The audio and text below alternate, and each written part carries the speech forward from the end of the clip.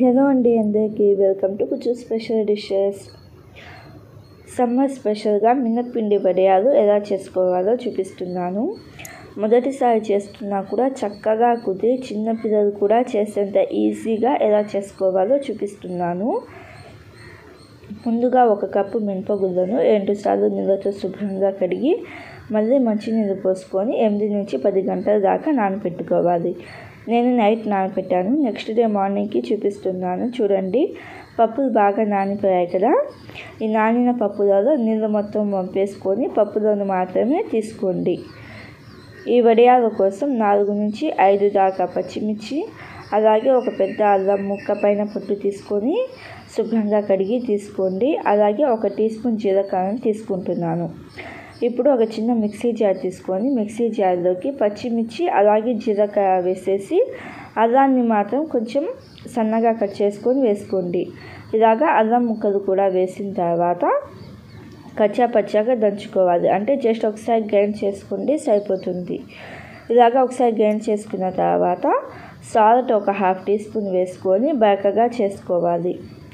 ఇలాగా బరకగా చేసుకున్న దీనిని ఒక బౌల్లోకి తీసుకోండి. ఇప్పుడు అదే చిన్న మిక్సీ జార్లో మనం నానబెట్టుకున్న మినపగుళ్ళు నీళ్ళు మాత్రం వేయకుండా మినపగుళ్ళను మాత్రమే వేసుకొని ఇలాగా మధ్యలో ఆపుకుంటూ మెత్తని పేస్ట్ లాగా గ్రైండ్ చేసుకోవాలి. నీళ్ళు మాత్రం అసలు వేయద్దు. మీకు అవసరం పడతాయి అనుకుంటే 1 టీ స్పూన్ లేకపోతే 1 టేబుల్ స్పూన్ నీళ్ళు వేయండి, సరిపోతుంది.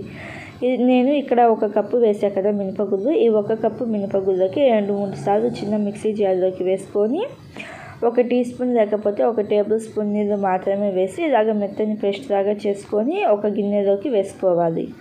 ఇలాగా మినపిండి మొత్తాన్ని ఒక గిన్నెలోకి వేసుకున్న తర్వాత మనం బరకగా చేసుకున్న అల్లం, పచ్చిమిర్చి, జీలకర్ర పేస్ట్ కూడా వేసుకొని ఒకసారి బాగా కలుపుకొని ఉప్పు సరిపోయిందో లేదో చూసుకొని అడ్జస్ట్ చేసుకోండి. ఇలాగా ఉప్పు కూడా అడ్జస్ట్ చేసుకుంటే మనకి వడియాల కోసం పిండి అయితే రెడీ అయిపోతుంది. ఇప్పుడు ఈ వడియాలు వేయడానికి ఒక క్లాత్ని తడి చేసుకొని నీళ్ళు మొత్తం లేకుండా బాగా పిండండి. ఇలాగ నీళ్ళు ఏమీ లేకుండా బాగా పిండిన క్లాత్ని డాబా మీద లేకపోతే ఫ్యాన్ కింద పెట్టేసి కొంచెం పిండి తీసుకొని ఇలాగ వడియాల్లాగా వేసుకోవాలి. మీరు కొంచెం చిన్నవిగా పెట్టుకుంటే ఒక 1 డేలో మనకి వడియాలు అనేవి డ్రై అయిపోతాయి, ఆరిపోతాయి.